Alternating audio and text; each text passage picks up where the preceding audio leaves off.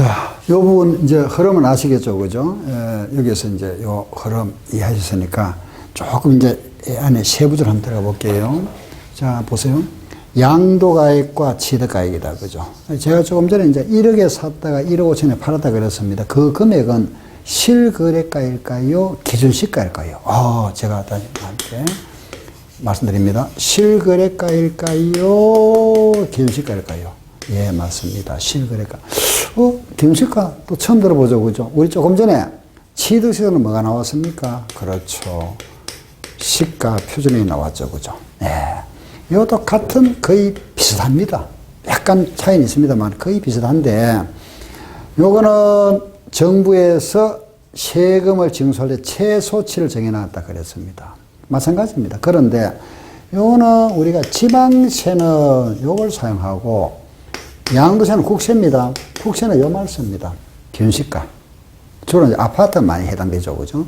기준시가를 말 씁니다. 그리 말은 같다 생각하세요. 나중에 차이점 또 말씀해 드릴 겁니다. 약간의 차이 있습니다. 근데 거의 같습니다. 아시겠죠? 아파트는 보통 요걸 한 85 정해놨습니다. 기준시가가 시가 표준액이다. 양도세에서는 요 말 쓰고 취득세는 요 말 쓰는구나. 내용 같은 거다. 이래 아시면 됩니다. 예. 그러면은 요거는 그러면 누가 정해놨을까요? 국세청장이 정해놨고, 요거는 국토교통부 장관이 정해놨습니다. 예. 그리고 시장 군수들이 정하는 게 시가 표준액이다. 그래 아시면 돼요. 국세청장, 세무서 아시죠? 그럼 이거는 양도가액은 실거래가를 합니다. 이것도 실지, 취득가액, 그죠? 그러면은 이것도 비용도 실제 비용이겠죠, 그죠? 예, 실제 비용입니다. 자, 그러면 한번 보세요. 우리가 이제 실제 금액을 한다 그랬습니다. 10억에 팔았다. 취득가액이 얼마냐? 7억에 샀다가. 그리고 보유시의 비용, 자본유치를 만약에 8천만 원, 양도할 때 비용, 양도비가 2천만 원 들어갔다. 실거래가입니다. 상가 건물. 이거 양도 차이가 얼마죠? 다 빼면 되죠. 빼면 되죠. 그죠? 빼고 나면 얼마죠? 2억 남네. 요거 양도 차이. 대부분 이렇게 계산합니다. 그죠? 실거래가. 취득가액에 빼고, 자본지출 빼고, 양도 빼면 되죠. 그죠? 요 양도 차이. 물론 여기서는 또 보유기간에 따라가 이제, 보유기간 공시 준다 그랬잖아. 그죠? 이거 하면 되는데, 그럼 문제가 생긴다. 그죠? 이게 이제 원칙이죠. 원칙은 모두 실거래가입니다. 그런데 예외가 있다. 예외가 언제냐? 한번 생각해 보세요. 이걸 모르겠더라 이겁니다. 그럴 수 있죠.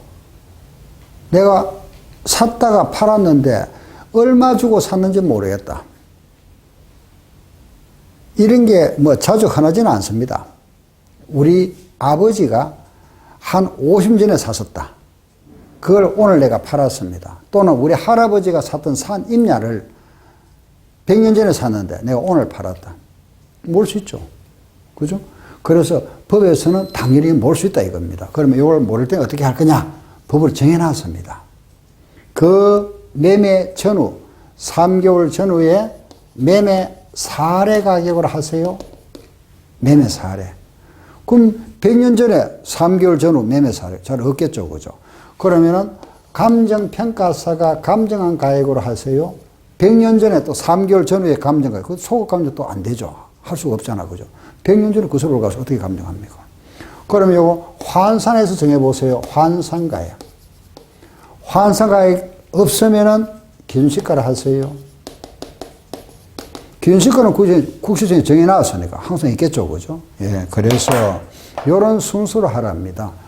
순서가 뭐죠? 매감 환기. 이거 시험에 많이 나옵니다. 매감 환기. 순서가 틀리게 만들어 놓고 순서가 맞게 열거되어 있는 거 이런 식으로. 매감 환기. 기억하세요. 매감 환기. 예. 그럼 이 경우를 한번 생각해 볼까요? 이건 모를 수 있습니까? 오늘 팔았죠. 오늘 팔았는데 내가 얼마 받고 팔았는지 모르겠다. 이거는 모를 수 있지만 이걸 모른다 하면 좀 이상하잖아. 그죠? 오늘 팔았는데 얼마 받은지 모르겠다. 그런데 이거는 문제 있습니다. 왜? 내가 오늘 팔았는데 이걸 거짓말하는 경우입니다. 세무서에서 인정 안 하는 경우. 어떻게? 이것도 마찬가지입니다. 매매 사례를 한다. 매매 사례가 없다. 감정평가사가 감정한 가액이다. 이 경우에는 환산 안 하고 바로 가버립니다. 기존 시가. 양도시에 실거래가 알 수 없을 때는 뭐라 한다? 매감 기록 같다. 여기 빠졌네. 요거 마찬가지. 요렇게 해서. 아시겠죠? 매감, 요거는 매감 환기다. 자, 여기에 원칙, 예외가 있다. 그죠? 예. 요거는 원칙은 뭐죠? 결과적으로 실거래가죠. 예외가, 이걸 우리는 추계 결정한다 이랍니다. 추계 결정. 예. 추계. 요거는 실지. 그죠? 예. 우리가 실거래가, 실지. 요거는 실거래가. 요거는 추계 결정했다. 예. 자, 이거 하나 더 말씀드려 보세요. 우리가 이런 실거래가로 하는 경우는 이대로 하는데, 실거래가로 하자고 이렇게 추계 결정하는 이런 금액으로 할 경우에는 요 금액 인정 안 하겠답니다. 안 하고, 요거 대신에 이게 부동산이면 그냥 3% 빼줄게. 지전 등임, 지상권, 전세권, 등기된 임차권을 말합니다. 지상권, 전세권, 등기된 임차권은 7%. 그 나머지 기타 1% 공개해 주겠다. 부동산은 0.3% 빼주겠다. 요걸 뭐라 하느냐? 필요경비 계산 공제라 이래 말합니다. 예, 필요경비 계산. 다시 말씀드리겠습니다. 실거래가로 하지 아니하고 요런 금액대로 한다면 매감 환기 금액으로 할 때는 요 금액도 인정 안 하겠다. 물론 이제 해주는 경우가 있습니다. 예외적으로. 그런데 이거 원칙 안 한다. 요거 대신에 부동산은 3%, 지전등이면 7%, 나머지 1% 공제해 준답니다. 자, 무슨 말인지 한번 보세요. 요 금액이 해줍니다. 요 금액, 여기다가. 이래 보세요. 보세요. 이 금액을 알 수 없더라. 모르겠다. 그럼 이 금액을 모른다, 그죠? 알 수 없다. 알 수 없어서 만약에 이런 금액대로 하다가 모를 때 이걸 한답니다. 견식가로. 예를 들어 알아보니까 5억이더라. 그럼 이때도 이걸 견식으로 하면 이것도 견식으로 합니다. 항상 맞춰줘야 되는데, 이것도 이제 알아봤죠. 알아보니까 이게 7억이더라. 견식가가. 이때 양도 차익 얼마일까요? 양도 차익. 자, 견식을 한다, 그죠? 여기에 먼저 추계 결정 금액이라 그랬죠, 그죠? 이럴 때는 부동산에 몇 프로 공개해서 3%. 이 취득시 견식의 3%입니다. 바로 요 금액의 3%, 요거 대신에 요 금액의 3%만 빼주겠다, 이게 3%. 3, 5, 15, 1,500만 원. 이렇게 공제해 준다. 그럼 7억에서 빼니까 얼마죠? 1억 8,500. 요렇게 계산해 주겠답니다. 요렇게. 여기도 세금 내라, 이 말이죠. 이래죠, 그죠? 예, 이걸 우리가 추결증이다. 요렇게. 요 부분을 뭐라 부른다? 필요경비 계산 공제를 한다. 아시죠, 그죠? 예, 요렇게. 아시고. 자, 이제 이리 오세요. 보세요. 이리 와서. 자, 이거 보세요. 이리 오세요. 보세요. 장기보유 특별공제라 그랬죠? 예, 특별공제는 요거는 1년에 몇 프로? 2% 해준다 그랬습니다. 몇 년 이상? 3년 이상. 그러면은 3년 이상 1년 단위로 해줍니다. 4년 미만, 4년 이상, 5년 미만, 5년 이상, 6년 미만, 6년 이상, 7년 미만, 7년 이상, 8년 미만 하다가 15년 이상까지 이렇게 해줍니다. 1년에 몇 프로 그랬습니까? 2%. 그러면 3년 이상이면 몇 프로? 6% 공제입니다. 4년은 8%, 5년 이상은 10%, 6년 이상은 12%, 7년 이상은 14%. 마지막에 가서 15년 이상 몇 프로? 30% 공제해 줍니다. 이거는 당연히 등기가 돼야 됩니다. 등기. 이것도 물론 등기가 돼야 됩니다. 알겠죠? 이건 얼마? 250만 원 그랬죠? 250만 원. 이거는 부동산 등 묶어서 250만 원 공제해 주고, 주식 250만 원, 파생상품 250만 원 이렇게 따로따로 1년 내에 해줍니다. 250만 원씩, 예. 덩어리 묶어서 부동산 250만 원, 주식 250만 원, 파산 250만 원씩 공제해 준다. 요거 등기된 1년에 2%씩 공제해 줍니다. 장기 보유 특별 공제. 아시겠죠? 물론 안 해주는 경우 있죠. 그죠? 언제냐? 이거는, 조정지역. 여러분 들어보셨습니까? 청약 조정지역 하면은 수도권, 서울, 수도권, 경기도입니다. 하고, 그 다음에 경기도 일부 하고, 세종시하고, 과천시, 부산 지역하고, 이런 지역들은 우리 청약 조정지역으로 정부에서 정해놨습니다. 정해놓고 나서, 그걸 지정했는데, 그런 지역에 대해서 집을 2채 가지고 있는 사람, 집을 2채 이상 가지고 있으면은 요거 안 해주겠답니다. 그건 나중에 우리가 예외에 있으니까 정규 시간 다시 말씀드릴 겁니다. 일단은 열어보세요. 요게 과표. 양도소득세에서 가장 중요한 부분이 이겁니다. 알겠죠? 예. 그러면은, 자, 보세요. 이제 지금부터 잠깐 이거 한번 보세요. 예를 들어서, 내가 이제 실제 예를 한번 들어볼게요. 내가 그죠? 1억에 샀습니다. 1억에 샀는데 토지를 샀습니다. 땅. 1억 5천에 팔았다. 이 토지를 몇 년 보유했느냐? 5년 8개월 보유했다. 양도세 얼마인지 한번 계산해 볼까요? 물론 등기했습니다. 예, 차이가 얼마 생겼습니까? 5천만 원 생겼죠. 5천만 원이다, 그죠? 여기에다가 장기 보유 특별 공제해 준다 그랬잖아. 1년에 2%니까. 몇 프로? 10%. 여기 10%. 얼마? 500만 원. 알겠죠? 빼고 나면 얼마죠? 4,500만 원. 여기에다가 기본공제 얼마? 250만 원. 그럼 과표가 얼마 되죠? 4,550만 원에 대해서 세율 이렇게. 이게 양도세입니다. 1억 계산한 거는 정확한 겁니다. 다시. 1억에 샀다 1억 5천에 팔았죠. 5천 남았잖아요. 5천에 대해서 장기보유 특별공제입니다. 그죠? 5년 이상이면 1년에 2%니까 10%죠. 요 10% 공제해주는 여기 10% 500만 원 공제해주고 그리고 기본공제 얼마? 250만 원 빼주고 요게 세금 요래 계산합니다. 양도세. 그래서 자 다시 한번 볼게요. 양도가액 마이너스 취득가액 자본지출 다 뺀다 그죠? 그래 양도 차이. 여기에다가 장기보유 특별공제 뺐죠. 그리고 또 못 뺐죠. 기본공제 빼고 나면 과표에 세율을 곱한다. 그럼 아시겠죠? 그죠? 예. 요 세율은 아까 말씀드렸잖아요. 최저 6에서 최대 몇 프로? 42%. 미등기는 몇 프로? 70% 공개해준다. 그죠? 이게 양도세, 과세 표준과 세율입니다. 그럼 자, 이제 우리, 자, 여기 와서 한번 보세요. 세율 부분까지 했죠. 그죠? 예. 그럼 자, 여기서 이제 우리 여기까지 해서 자, 보세요. 양도소득세에서 자, 다시 볼게요. 첫째 뭐였습니까? 납세 의무자.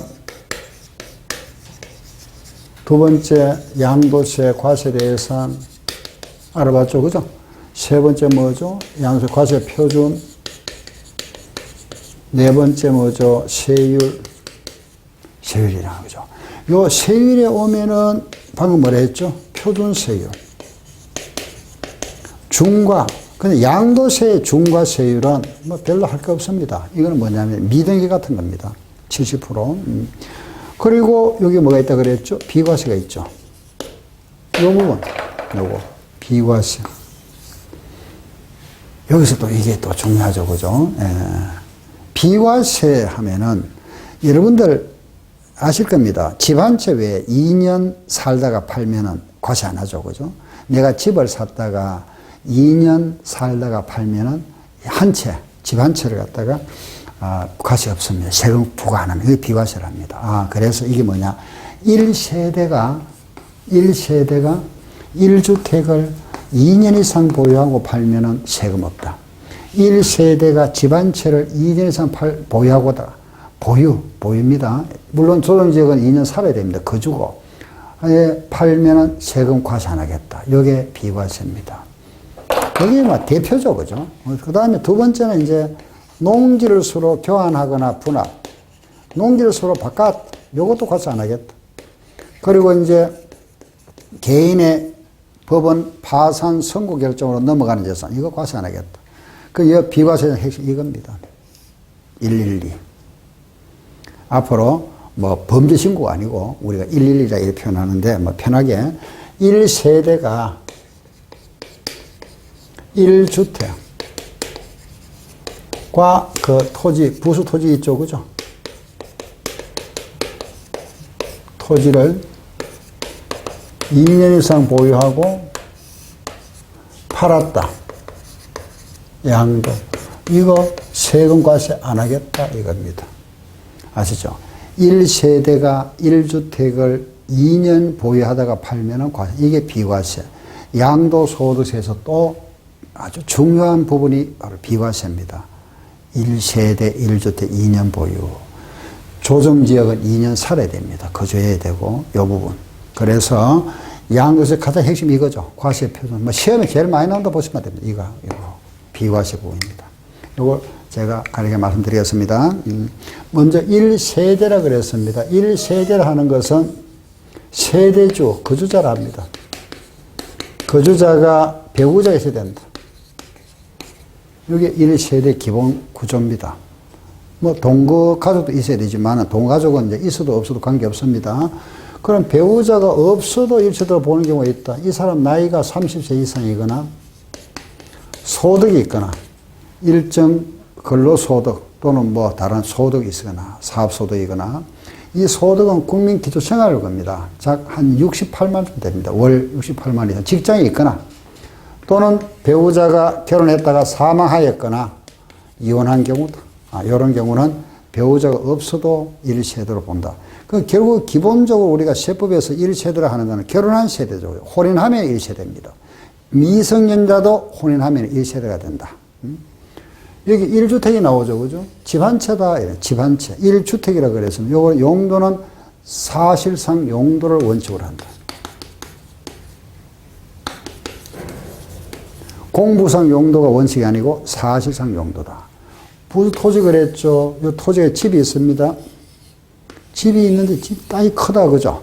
땅이 너무 크다. 이럴 때는 이걸 전부 비과세 해주는 것이 아니고 요 바닥 면적의 5배 또는 10배까지만 비과세 해주고 요거 넘는 부분은 과세하겠답니다.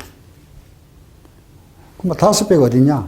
도시지역, 10배는 농촌지역입니다. 도시지역과 농촌지역. 이걸 우리는 앞으로 도시지역 아니다, 밖이다 이렇게 구분합니다. 우리 전 국토를 갖다 구분할 때는 우리나라 국토 있죠. 그죠?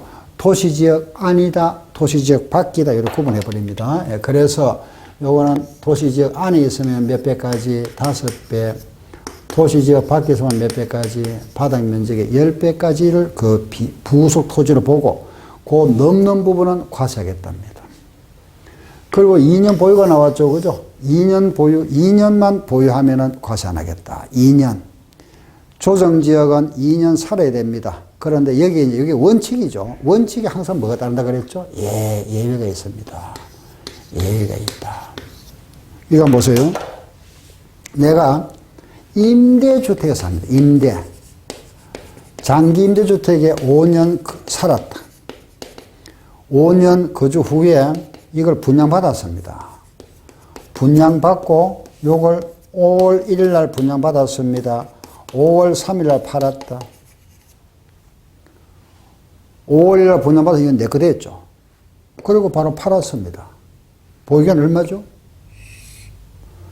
이 경우에 임대주택에 5년 살았으면은 요거는 2년 실제로 보유 이거잖아. 그죠?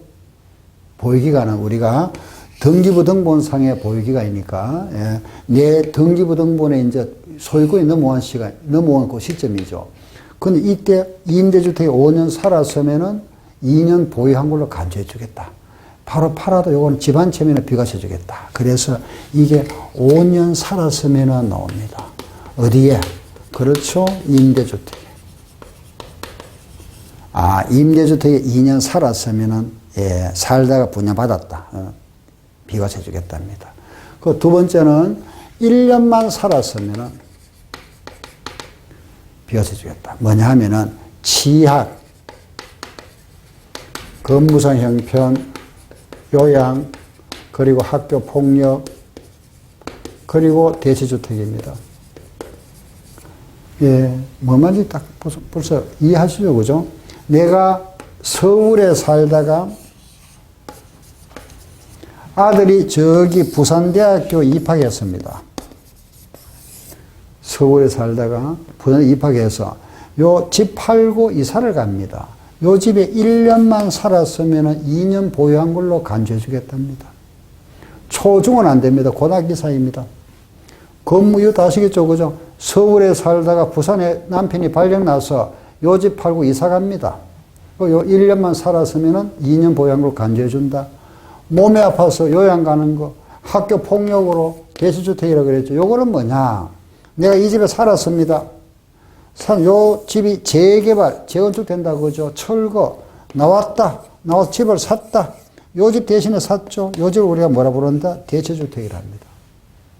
요 집에 살다가 요 재개발이 완공됨으로써 요 집 팔고 들어갑니다. 들어갈 때 요 집 몇 년 살아야 된다? 1년만 거주했으면 된다 이겁니다. 요게 1년 거주입니다. 제한이 없다. 1년을 살았던 한 달을 살았던 하루를 살았던 무조건 2년 보유를 간주해준다. 이민 가는 경우입니다. 이민 가는 경우. 근데 외국에 이민 안 가더라도 1년 이상 거주하기 위해서 예를 들어서 대사관이나 영사관에 가족 전부가 나가는 경우입니다. 예. 또는 집이 수용되는 경우 같이 불가피한 경우는 이거는 보유기간에 제한이 없다. 이런 경우는 제한이 없다. 여기 예외 규정이죠. 예외. 아시겠죠? 그죠? 예, 그래서 이런 규정들. 그래서 1세대 1주택 부수 토지 2년 보유의 예외 규정이 있다. 그죠? 2년 보유해야 되지만 이런 거 2년이 안 돼도 2년 관련이 없어도 2년 보유한 걸 간주해준다. 그죠? 그리고 하나 더 있습니다. 그게 뭐냐?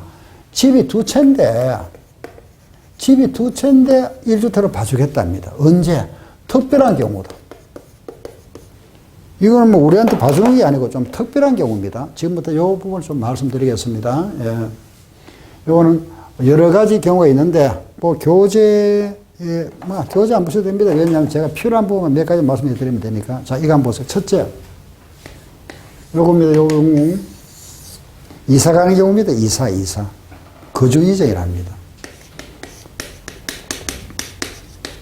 거주 이전. 이걸 일시적 2주택이라 이렇게 표현합니다. 일시적 2주택. 내가 서울에 삽니다. 서울에 살다가 이사를 가기 위해서 지방으로 이사 갑니다. 예를 들어서 이 집 팔고 이사 가려고 했는데 요 집 팔기 전에 저기 지방주택 먼저 샀다.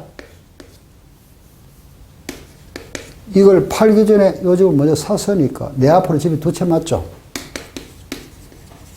두 채 됐잖아. 그죠? 이사 갈 때 서울에 내가 살던 집이 있었는데 요 집 팔고 내가 이사를 가려고 그랬는데 아들 학교 입학 때문에 요 집 먼저 사게 됐습니다. 집이 두 채 됐죠. 그럼 이 경우에 우리 법에서는 요 집을 사는 날로부터 3년 내에만 팔면 된답니다. 3년 내에만 팔면은 요 집은 1주택으로 간주해 주겠답니다. 과세 안 하겠다는 이야기죠. 그죠? 이해되죠? 이사 갈 때입니다. 이걸 우리가 일시적 2주택 또는 거주 이전을 합니다. 우리가 살던 집을 팔고 이사를 가려 하다가 요 집 못 팔기 전에 이걸 먼저 샀습니다. 그죠? 취득한 날로부터 몇 년? 3년에 팔면 된다. 그냥 하나 단수 조항이 요 집을 사고 나서 요걸 이사 갈 때 1년 후에 가야 돼요. 1년 후에. 1년 내에 가면은 이거는 투자로 보겠다. 투기. 그거는 과세하겠다는 거죠. 그죠? 3년 내입니다. 근데 여기도 또 5년 내에 양도도 해주는 경우가 있습니다. 그게 뭐냐면 세종시 서울 공무원들이 세종시로 발령났습니다. 그죠? 서울집 팔 때는 그만 못 팔겠죠. 그건 5년까지 봐줍니다. 또 자산관리공사가 몇 년 전에 한 4년쯤 됐나? 4, 5년 전에 부산 서면을 이사 갔습니다. 서울에 있다가. 자산관리공사 직원이 한 700명 되는데 그 직원들도 서울집을 팔 때는 그만 못 팔죠. 그죠? 그래도 5년 내에 팔 수 있도록 해준다. 거의 말하면 공무원들이 세종시 공무원이 있죠. 하나 자산관리공사 생각하시면 됩니다. 5년 내. 요게 거주 이전이다. 이래죠, 그죠? 예. 그런데 얘도 또, 뭐, 다수 조항이 또 하나 있죠, 그죠? 아까 조정지역 내에 2주택이다. 조정지역 내에서 이사 갈 때는 요건 2년 내에 팔아야 돼요. 여기 단서 2년 내. 그게 이제 실무 쪽이다 보니까 그런 걸 시험에 잘 내지는 않습니다만 아무튼 그건 또 정규 시간에 제가 또 말씀드리겠습니다. 요거 하나. 그리고 또 하나 있습니다. 두 번째 뭐냐 하면은 상속을 받는 경우, 상속. 내가 살던 집이 있었고 부모님 돌아가시고 상속을 받았습니다. 집이 두 채가 됐죠, 그죠? 근데 상속을 받았을 때는 이걸 먼저 파느냐, 상속받은 집을 먼저 양도하느냐에 따라 달라집니다. 이게 하나는 과세, 하나는 비과세입니다. 자, 어느 게 과세, 어느 게 비과세일까요? 예, 요 집을 먼저 팔아야 됩니다. 살던 집. 이걸 팔 때 요거는 1주택으로 간주해주고 이 집을 먼저 팔면은 이거는 특례 적용을 안 해주겠다는 이야기죠, 그죠? 요거는 과세하겠다는 이야기입니다. 즉 이걸 특례 적용 안 해주겠다는 겁니다. 2주택, 원래 2주택이니까 이거는 이걸 먼저 팔 때는 과세 안 하겠답니다. 내가 살던 집이죠. 살던 집을 먼저 판다. 이렇게 개념을 먼저 여기다 잡으세요. 일단 기본적인 개념 잡고 나서 조금 이제 우리가 안에 세부 들어가면은 훨씬 이해하기 쉽잖아, 그죠? 제가 항상 강의할 때 말씀드리는 거는 숲을 보고 나무를 보셔야 돼요. 들어갈 때 무조건 막 나무를 보다 보면 길을 잃어버립니다. 그 전체 흐름을 보고 안에 하나하나 들어가시면은 공부하기 굉장히 편합니다. 책을 읽다 보다 읽다가 이게 어디쯤 하고 뭐를 하고 있다 하는 걸 알 수 있잖아, 그죠? 세 번째, 요거 두 개가 시험에 잘 나와요. 이거 양도했을 때 요거는 비과세 준다 이런 식으로 틀리게 만들죠. 요거를 먼저 양도하면은 과세한다 이런 식으로 틀리게 만들고 요거 1번하고 2번. 예. 하나 더 한다면 이제 동거봉양, 봉양주택. 내가 살던 집이 있었고 부모님하고 따로 살다가 세대를 합쳤습니다. 그 1세대 2주택이 됐죠. 그죠? 예. 1세대 2주택. 이때 요 집은 둘 중 하나입니다. 둘 중 하나를 10년 내에 팔면 돼요. 이건 1주택 간주해준다. 10년 내입니다. 10년 내. 요게 작년에 바뀌었습니다. 5년 내에서 10년 내로 바뀌면서 작년에 시험에 나왔습니다. 원래 5년이었습니다. 예. 요 부모 연세는 60세입니다. 둘 중 하나. 혼인은 똑같습니다. 5년이고, 예. 요거만 10년 바뀌었습니다. 예. 자, 하나만 더 하고 이제 요거 마무리하면 됩니다. 네 번째는 시골의 집입니다. 농어촌에. 내가 서울에 집을 하나 가지고 있습니다. 농어촌에 집을 하나 가지고 있다. 요 농어촌 주택이 일정 요건을 충족했을 때 요 집을 양도하면은 요거는 1주택으로 간주해 주겠다. 그럼 농어촌 주택이 어떤 요건이냐? 요 하나는 상속을 받은 경우. 상속을 받은 경우 있고 하나는 또 뭐냐? 농촌에 살다가 농촌을 떠났다. 이사 갔다. 이농주택이라, 이농주택. 요거는 농촌에 살기 위해서 들어갑니다. 무슨 주택? 기농주택이랍니다. 요 상속주택은 돌아가신 분이 있죠. 피상속인이 돌아가시기 전까지 5년 거주해서만 됩니다. 그 집에 5년 살아서만 되고, 떠난 사람, 이농인이 그 집에 떠나기 전까지 5년 거주해서만 되고, 기농주택은 과거에는 연고지가 있었습니다. 연고지가 이제 삭제돼 버렸습니다. 지금은 기농했으니까 농지가 있어야 되겠죠. 농지는 약 1000제곱미터 이상. 1000제곱미터 하면 우리가 한 평이 3.3이죠. 그죠? 그러면 1000제곱미터 하면 900평. 900평. 한마지기가, 300평. 한마지기가 200평이니까 한마지기 반. 여기 약 한 300평이 될 겁니다. 300평. 그죠? 300평이니까 한마지기 200평 잡으면 한마지기 반 농지가 있어야 되고. 대신 기농주택의 마당은 200평 이하. 620제곱미터 이하. 이런 규정은 이 마당이죠. 그죠? 이런 게 왜 두느냐? 이건 투기 건설이겠죠. 예방. 그 집에 안 살면서 뭐 땅막 큰 요즘 마당 넓은 집, 요 200제곱미터까지만 한정합니다. 이런 기농주택을 가지고 있을 때 요 집 팔면은 과세나겠다. 자, 여기서 하나만 말씀드릴게 보세요. 요 집하고 요 집하고는 좀 다르죠. 어떻게 다를까요? 상속주택과 이농주택, 기농, 요거 두 개하고 요 집하고 약간 차이점이 있죠. 어떤 차이점이 있을까요? 자, 한번 생각해 보세요. 요 집은 원래 우리 집이고, 요건 요번에 기농이 있으니까 요번에 샀는 집이잖아. 그죠? 새로 샀는 집. 그렇죠? 원래 우리 집이잖아. 원래 우리 집. 우리 집이고, 요거는 요번에 샀는 집이죠. 기농하면서 샀는 집. 요 집 샀을 때는 요 집은 5년 내에 팔아야 됩니다. 요거는 제한 없는데, 요것만 그렇습니다. 기농주택일 때는 요 집 몇 년 내에 5년 내. 요거일 때만 5년. 아시겠죠? 예. 그 외에 뭐 지방주택하고 뭐 모래주택이 있습니다만은 여기까지 우선 4개 정도만 정리해 주시면 되겠습니다. 이게 2주택에 대한 특례 규정입니다. 이상 요래에서 우리가 양도소득세까지 해서 빼대, 아주 빼대만 말씀드렸습니다. 입문과정이니까. 우리 전체 흐름하고 취득에 대한 그 아웃라인, 양도세에 대한 아웃라인, 핵심이죠. 그럼 이제 정규과정에 들어가면 여기 조금 살만 붙이면 살. 오늘 제가 해드린 건 입문과정이지만은 가장 핵심 부분입니다. 이렇게 정리를 하시고, 거기 하나하나 우리 살을 붙일 겁니다. 조금 이제 나무 가지 치다시피, 그죠? 나무 둥치를 말씀드리고, 이제 가지 조금 더 여기 초과될 거, 이런 거 조금 더 말씀해 드릴 겁니다. 또 정규과정 시간에 뵙겠습니다. 감사합니다.